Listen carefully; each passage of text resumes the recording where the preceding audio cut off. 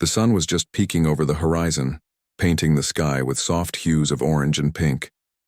In a small town called Willow Creek, life moved at a slow pace. The streets were quiet, except for the occasional hum of cars passing by or birds chirping in the distance. Most people were still sipping their first cup of coffee, getting ready to face the day ahead. In one corner of this sleepy town, there was a diner named Joe's Diner.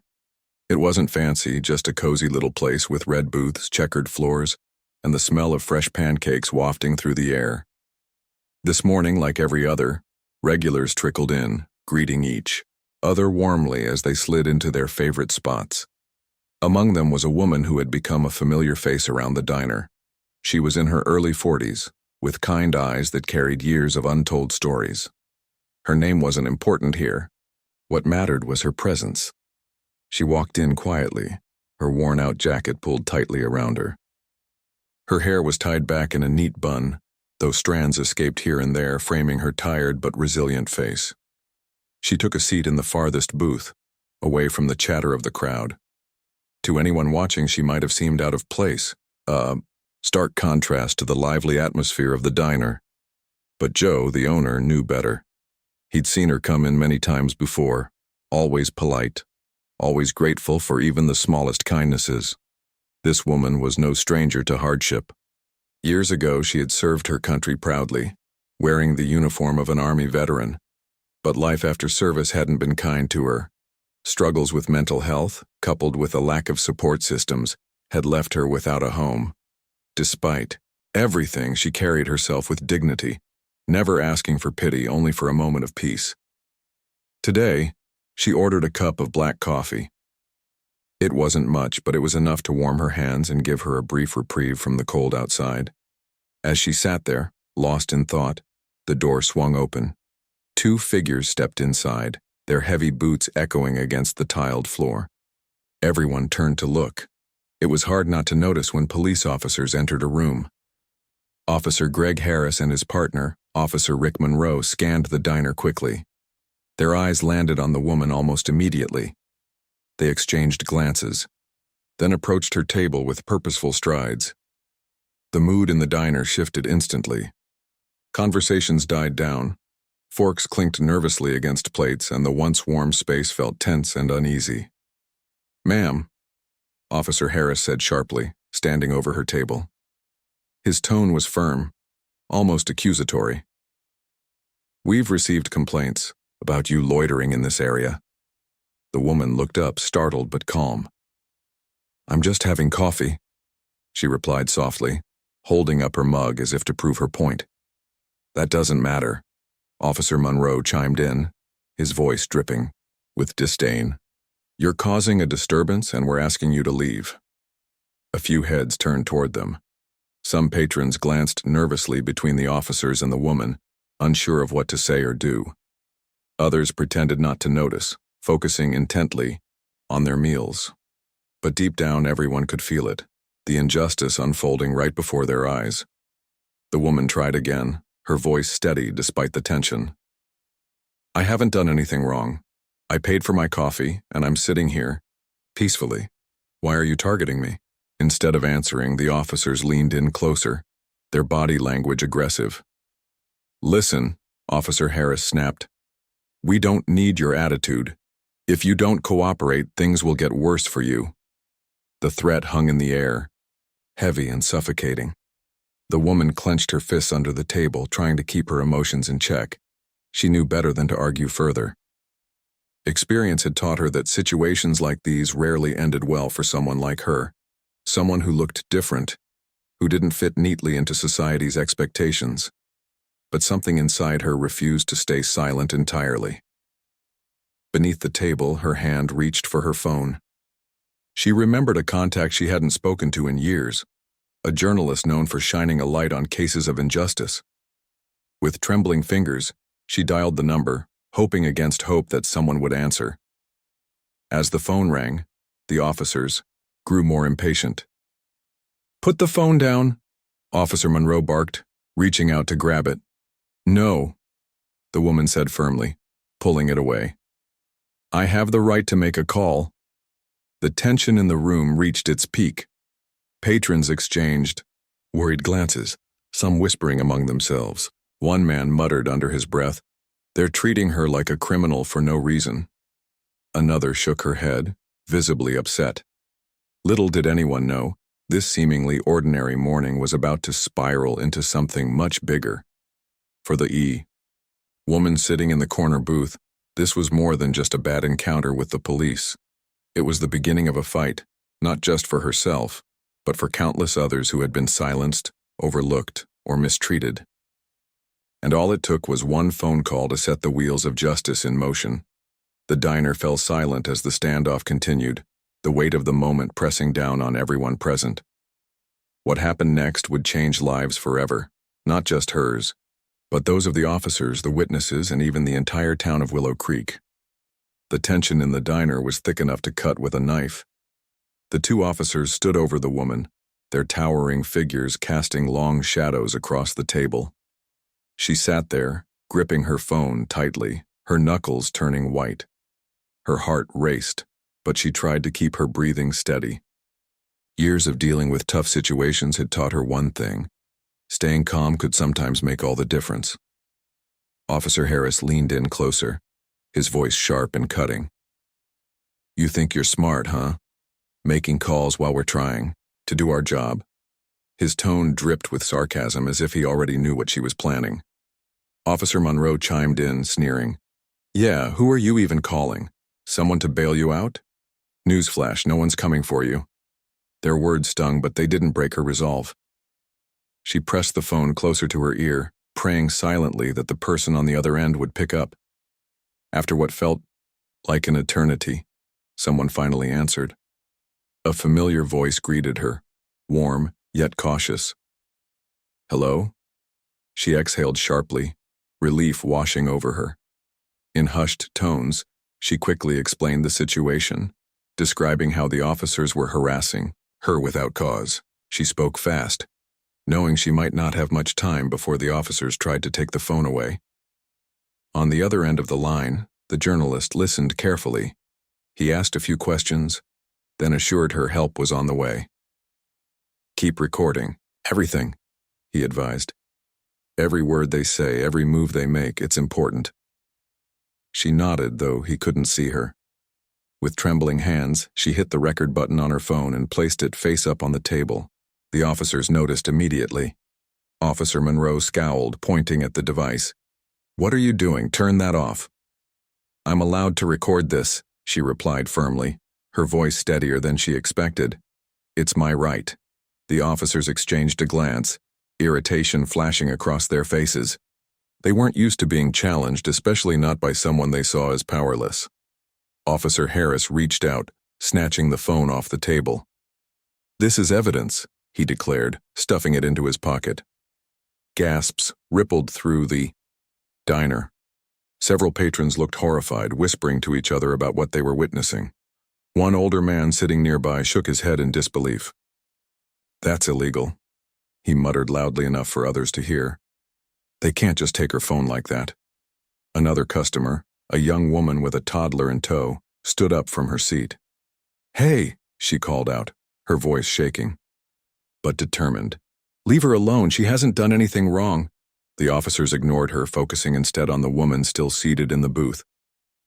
"You're making this harder than it needs to be," Officer Monroe growled. "Just get up and leave, and maybe we'll let you off easy." But she wasn't budging. Not anymore. Something inside her had shifted.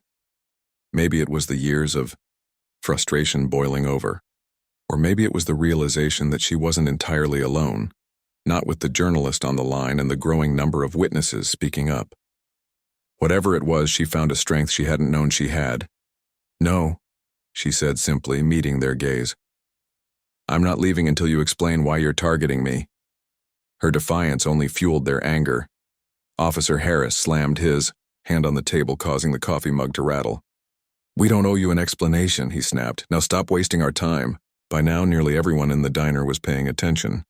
Some recorded the scene on their phones, capturing every heated exchange.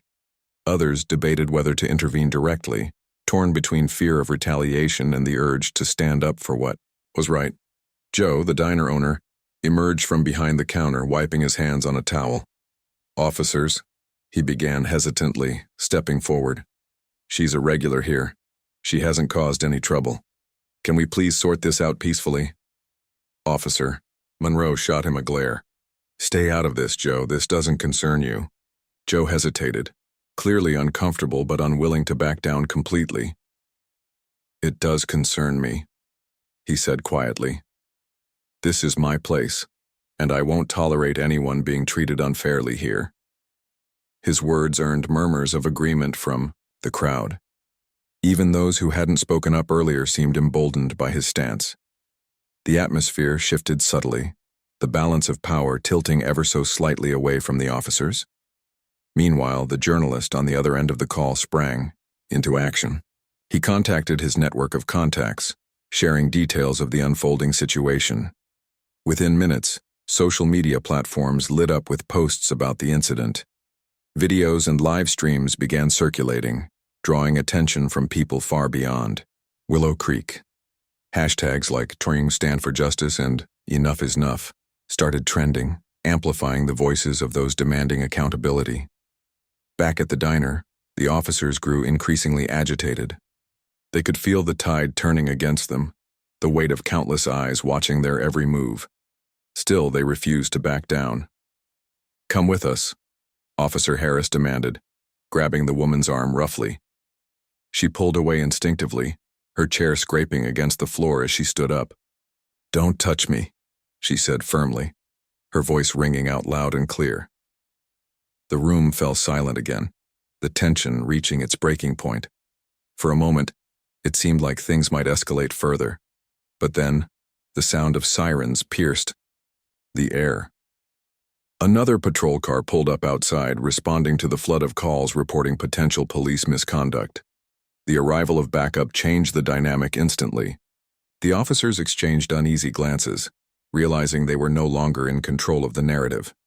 Their aggressive posturing faltered, replaced by a mix of defensiveness and unease. As the new officers entered the diner, the crowd parted to let them through. Conversations erupted once more, a cacophony of opinions and emotions filling the space. Some praised the woman for standing her ground. Others criticized the original officers for their behavior. Through it all, she remained composed, her phone safely tucked back into her pocket after the second group insisted it be returned. Though the immediate confrontation appeared to be winding down, the ripple effects were only beginning. What had started as a quiet morning in a small-town diner had spiraled into something much larger, a spark igniting a firestorm of public outrage and demands for justice. And at the center of it all was a woman who had simply wanted to enjoy a cup of coffee in peace. Little did she know, her courage that day would inspire countless others to speak out against injustice, proving that even the smallest acts of resistance could lead to monumental change. The arrival of the second group of officers brought a strange kind of calm to the diner, though it was far from peaceful. The new patrol unit walked in cautiously, their expressions serious as they took in the scene. It didn't take long for them to realize this wasn't your typical call. The air was thick with tension, and nearly everyone inside seemed to be watching, waiting to see what would happen next. One of the newer officers stepped forward, addressing the original pair. "What's going on here?" he asked, his tone firm but measured. Officer Harris, who had been so aggressive just moments earlier, suddenly seemed less confident. He hesitated before speaking, glancing at his partner as if seeking backup. "This woman," he began, pointing at her, "has been causing trouble. We were handling it until you decided to snatch her phone and treat her like a criminal for no reason," interrupted the diner owner, Joe. His voice carried across the room, silencing any further explanation from Officer Harris. Joe crossed his arms over his chest, his frustration evident. "She's done nothing wrong. She's a paying customer, same as anyone else here." The crowd murmured in agreement. A few people nodded while others spoke up, sharing bits of what they'd seen. "They came in acting like she was some kind of threat," said an older man sitting near the window. "But she was just sitting there minding her own business." Another woman chimed in, holding her phone aloft. "I recorded everything. You can see for yourself how they treated her. They didn't even ask nicely, they just started accusing her. The second group of officers exchanged uneasy glances. They could feel the weight of the situation pressing down on them. This wasn't just about one person anymore. It was about accountability, fairness, and how the community perceived law enforcement. One of the newer officers turned to the woman, his demeanor softer than that of his colleagues. "Ma'am," he said gently, "can you tell me what happened?" She hesitated, unsure whether speaking up would make things worse. But then she remembered the journalist on the other end of the line, reminding her that she wasn't alone. Taking a deep breath, she recounted the events calmly but firmly. She explained how the officers had approached her unprovoked, accused her of loitering despite being a paying customer, and escalated the situation when she tried to defend herself. As she spoke, the room fell silent again. Her words painted a picture of unnecessary aggression and prejudice, a stark contrast to the image of protectors that police officers were supposed to embody. When she finished, the officer nodded thoughtfully. "Thank you for explaining," he said. Then turning to Officers Harris and Monroe, he added, "We'll need to review the footage from witnesses' phones. If there's misconduct here, it needs to be addressed." Harris and Monroe bristled at the suggestion, their faces reddening with anger and embarrassment. "You're seriously taking her side over ours?" Monroe spat out, his voice rising. "It's not about sides," the newer officer replied evenly. "It's about doing our job right. And right now, it looks like we've got a problem on our hands." The tension in the room shifted once more. For the first time since the confrontation began, the woman felt a flicker of hope. Maybe, just maybe, someone would finally listen. Outside, news of the incident spread like wildfire. Social media platforms buzzed with activity as videos and photos captured by diner patrons made their way online. People from all over the country tuned in, outraged by what they saw. Comments poured in, condemning the actions of the officers and expressing support for the woman. "She's a veteran," one commenter wrote. "How dare they treat her this way after everything she's done for this country?"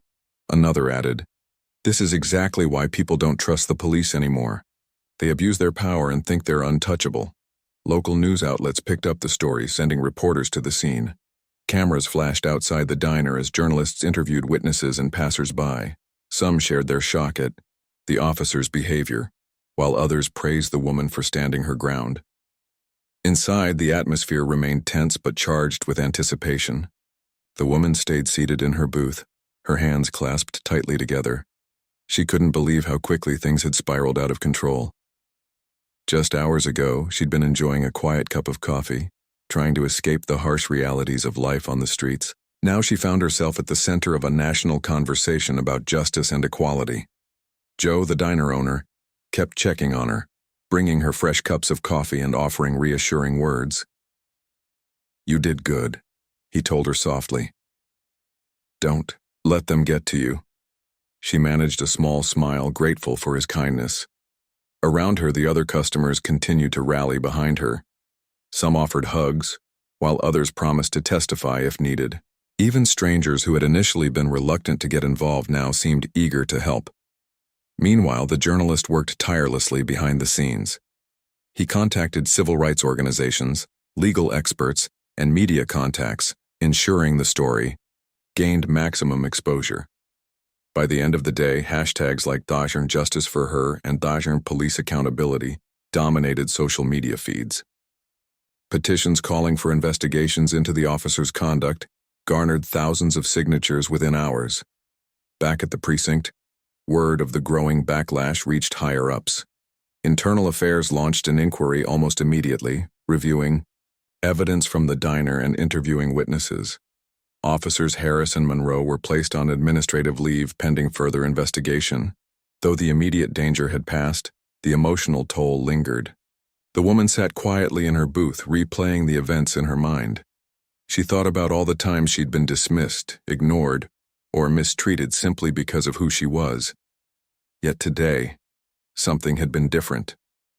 Today, people had stood up for her. As the sun dipped below the horizon, casting a golden glow through the diner windows, she allowed herself a moment of reflection. She didn't know what the future held, whether the officers would face consequences or if real change would come from this ordeal. What she did know, however, was that she had sparked something powerful. For the first time in a long time, she felt seen. Not as a homeless person, not as someone to pity or look down on, but as a human being worthy of respect and dignity. And, in that moment, surrounded by strangers turned allies, she realized that sometimes courage isn't about grand gestures. Sometimes, it's about refusing to stay silent, even when the odds seem insurmountable.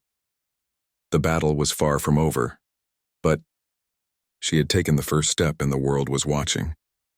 By the time night fell, the small town of Willow Creek was buzzing with energy, something it hadn't experienced in years. What had started as a quiet morning at Joe's diner had turned into a full-blown movement. The woman at the center of it all sat silently in her booth, watching as reporters and activists gathered outside. The flashing lights of news vans illuminated the street, while social media feeds lit up with posts about her story. For most people in the diner, life had stopped being ordinary hours ago. Patrons lingered long after finishing their meals, unwilling to leave until they knew what would happen next. Some stayed because they wanted to support the woman. Others felt compelled to bear witness to history unfolding before their eyes. Even Joe, the diner owner, seemed overwhelmed by the sudden attention. He kept refilling coffee cups, not just for his customers but also for himself, as if the caffeine could keep him grounded amidst the chaos. Outside, the crowd grew larger by the minute. Protesters arrived holding signs that read, "No justice, no peace, and protect our veterans." Their chants echoed through the streets, drawing curious onlookers and more supporters. Local leaders showed up too, some offering words of encouragement, others promising to push for reforms within the police department. It was clear this wasn't just about one incident anymore. It was about systemic issues that had gone unaddressed for far too long. Back inside, the woman found herself surrounded by well-meaning strangers who wanted to help. A young couple approached her table, introducing themselves as lawyers specializing in civil rights cases. They explained that they'd seen the videos online and immediately drove to the diner to offer their services pro bono. "We believe in your fight," the woman lawyer said gently, placing a card on the table. "If you're willing, we'll stand by you every step of the way." The gesture brought tears to her eyes. She nodded, unable to find the words to express her gratitude. For so many years, she'd carried the weight of injustice alone. Now, she was surrounded by people who genuinely cared, people who saw her humanity rather than her circumstances. Meanwhile, the journalist continued working tirelessly behind the scenes. He reached out to national news outlets, ensuring the story gained even more traction. His article detailing the events at the diner went live late that evening, quickly going viral. Readers were moved not only by the woman's courage, but also by the solidarity shown by the community. Comments poured in from across the country, praising her resilience and condemning the officer's actions. "You didn't deserve to be treated like that," one commenter wrote.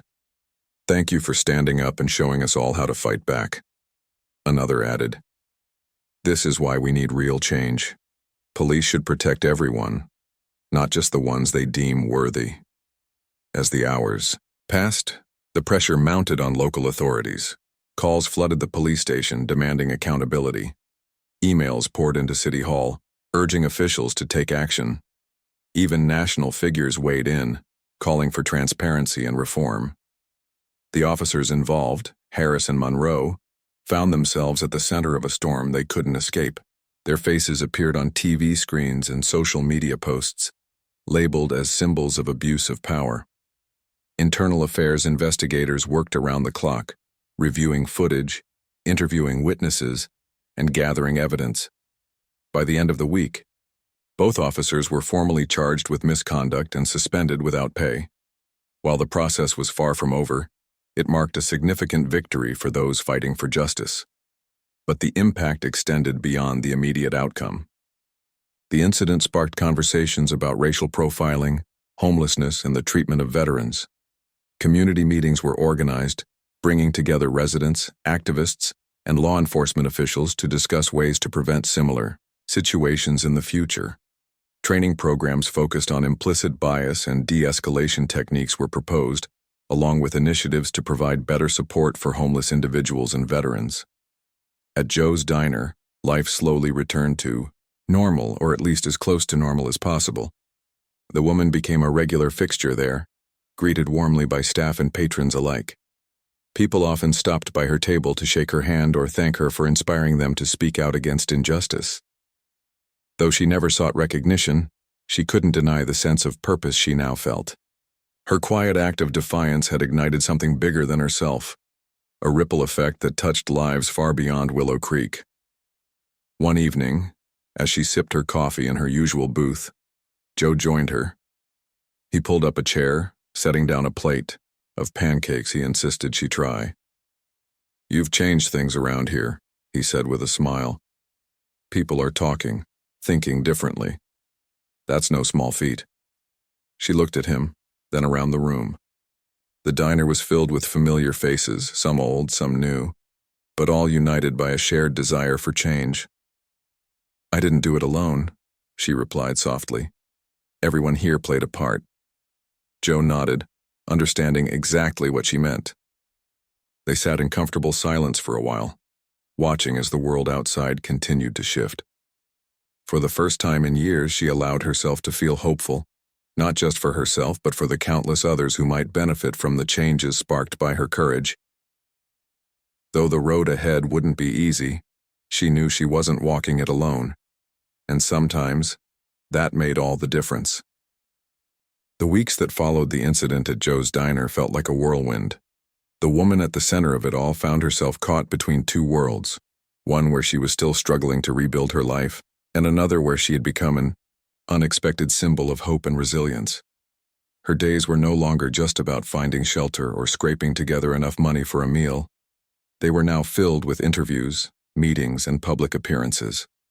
It was overwhelming, but also empowering in ways she never imagined.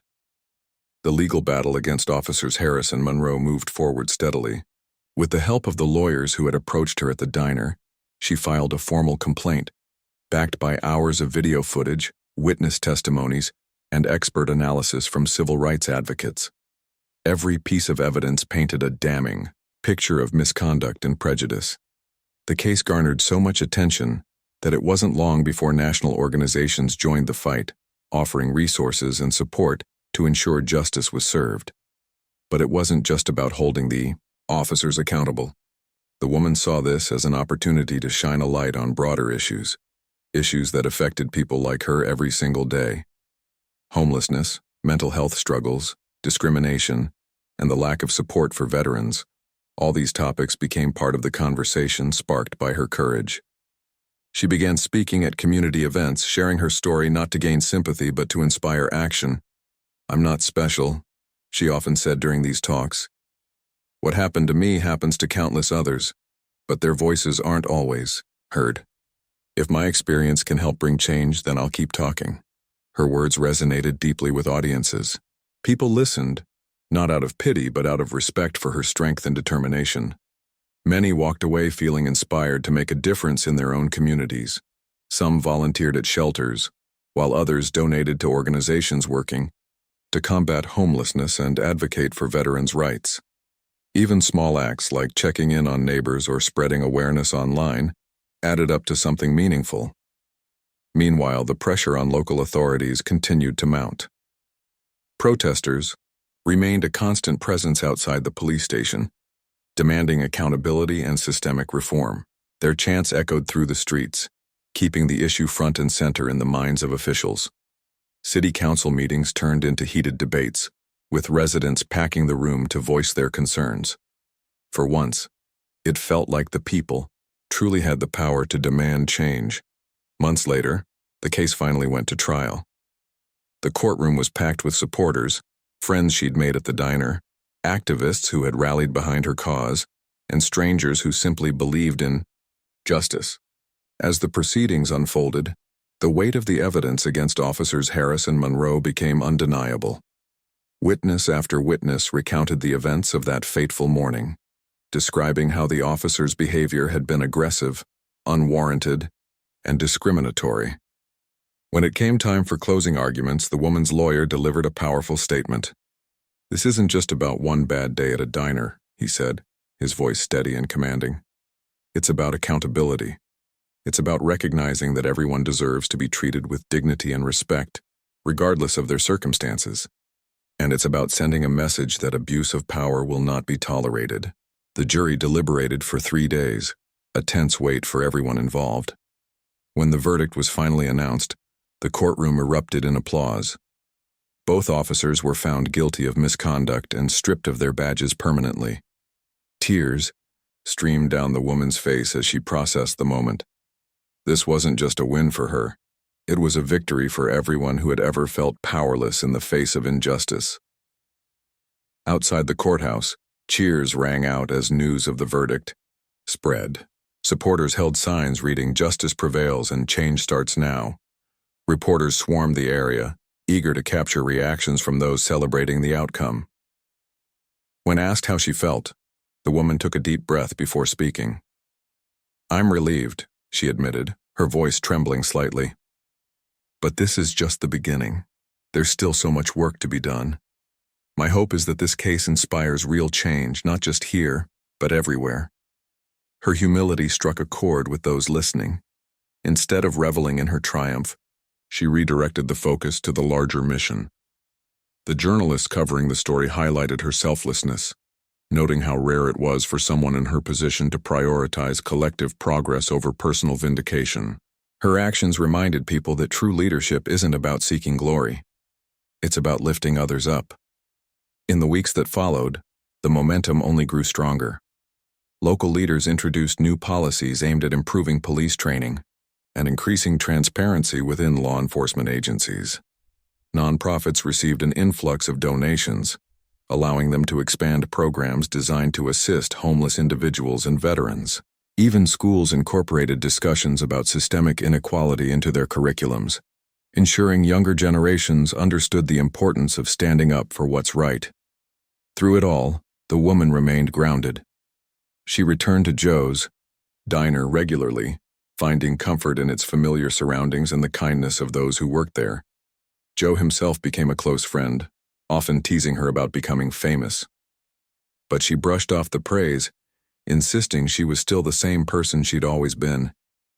"You're different now," Joe told her one evening, as they sat together in the quiet diner. "You've given people hope. That's not nothing." She smiled softly, looking around the room. The diner had become more than just a place to grab a meal. It was a symbol of unity, a reminder that even in the darkest moments, people could come together to create light. As she sipped her coffee, she thought about everything that had happened since that tense morning. She had faced fear, anger, and uncertainty, but she had also discovered strength she didn't know she had. More importantly, she had seen firsthand the power of community, the way strangers could rally behind a shared cause and turn pain into purpose. Though challenges lay ahead, she felt ready to face them. She knew the road to lasting change wouldn't be easy, but she also knew she wasn't walking it alone. And sometimes, that was enough to keep moving forward. Months turned into a year, and life in Willow Creek began to settle into a new rhythm.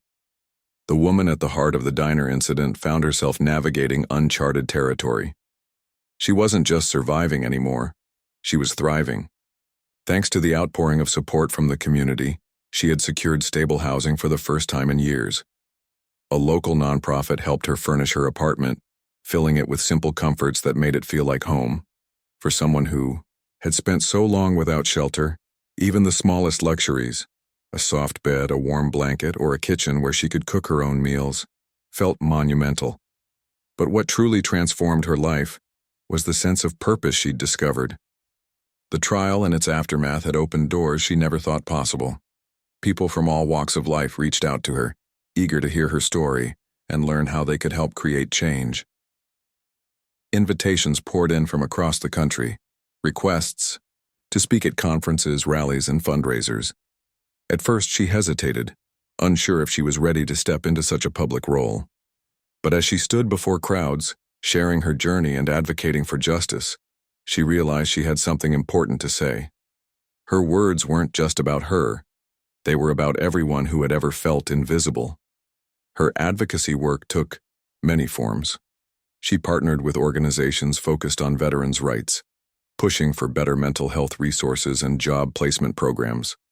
She collaborated with shelters, helping them develop strategies to assist homeless individuals more effectively, and she worked closely with law enforcement agencies willing to listen, offering insights into how officers could approach marginalized communities with empathy rather than suspicion.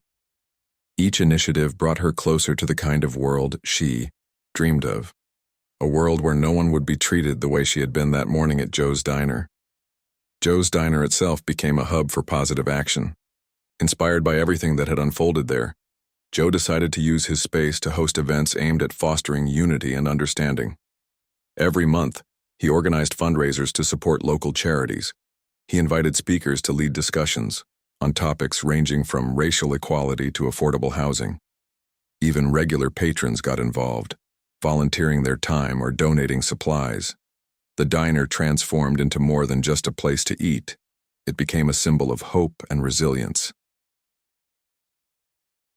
One evening, as the sun dipped below the horizon, casting a golden glow through the diner windows, the woman returned to her favorite booth. It was quieter now, less chaotic than those early days after the incident. Joe greeted her warmly, sliding a steaming cup of coffee onto the table. "How's it going?" he asked, settling into the seat across from her. She smiled, wrapping her hands around the mug. "It's good," she said, her voice tinged with gratitude. "I still can't believe how much has changed." Joe chuckled, shaking his head. "You deserve it. All of it. You've done so much for this town and for people everywhere." She looked down, modest as always. "I didn't do it alone. None of this would have happened without you. The lawyers, the journalists, the protesters. Everyone played a part." "That's true," Joe agreed. "But you were the spark. You lit the fire." Her smile widened, though there was a hint of sadness behind it. She knew the fight wasn't over, not entirely. There were still countless others facing injustice, struggling to survive without the same level of support she'd received. But she also knew she couldn't save everyone. What she could do was keep showing up, keep fighting, and keep inspiring others to join the cause. As the weeks passed, she continued to balance her newfound responsibilities with moments of quiet reflection. Some days, she visited schools, speaking to students about the importance of standing up for what's right, even when it's hard. Other days, she attended city council meetings, ensuring officials followed through on promises to reform policing practices. No matter where she went, she carried herself with the same quiet dignity that had defined her from the start. One day, while walking through the park near her apartment, she noticed a group of teenagers sitting on a bench, laughing and chatting.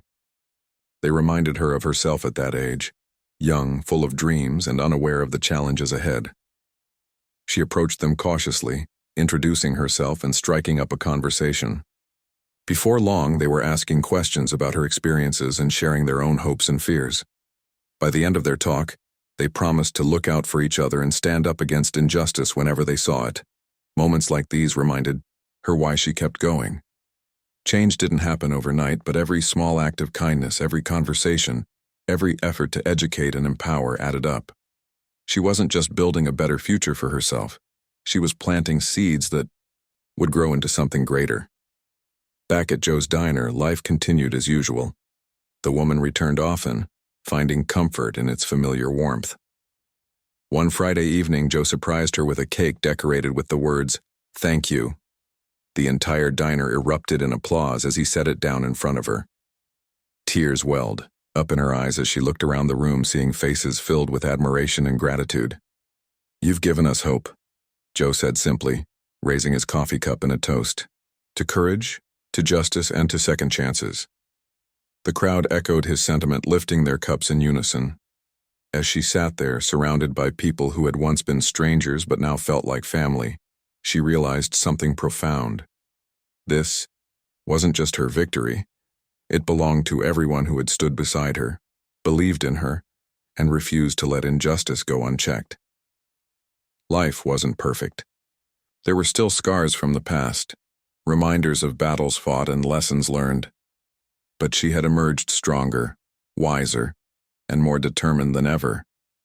She had shown the world that even in the face of overwhelming odds, one person's courage could ignite a movement. And as long as there were people willing to listen, learn, and act, the fight for justice would continue. In the end, her story wasn't just about survival. It was about transformation. About turning pain into purpose, fear into strength, and despair into hope. It was proof that even the smallest acts of defiance could ripple outward, touching lives far beyond what anyone might imagine. And as she sat there, basking in the love and support of her community, she knew she had finally found her place in the world.